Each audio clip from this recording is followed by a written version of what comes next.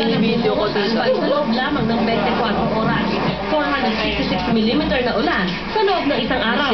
Tinalo pa ang 377mm na rainfall na bumagsak sa Infanta Quezon na naging dahilan ng landslide doon noong 2004. Bago pa man na umabot ng Legazpi yung bagyong si Reming, habang nandun pa dyan sa may banda. Yung Santo Domingo, tita. Umabot na yung Santo kanyang Domingo kaulapan. kami. No, sa Albay at sa mga karatig na lalawigan. So, medyo basang-basa na yung kalupaan, lalong-lalo na yung sa mga merong mga bundok-bundok. Sabi ng Libo, ito ang dahilan ng flash flood at mudslide na naiulat sa ilang lugar sa paanan ng Mayon Volcano. Ito yung mga ilog na may blue tapos outline ng napupunta lahat doon sa Yawa River.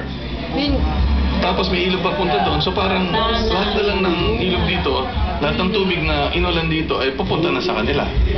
Ang bahagi ng mapa na may kulay, ang mga lugar na laging naapektuhan kapag may bagyo. Kasama dito ang bayan ng Santo Domingo. Kapag buhos na yung ulan, pwedeng mahalukay ng tubig yung mga buhangin at mga bato na nasa ilog na mismo sa riverbed.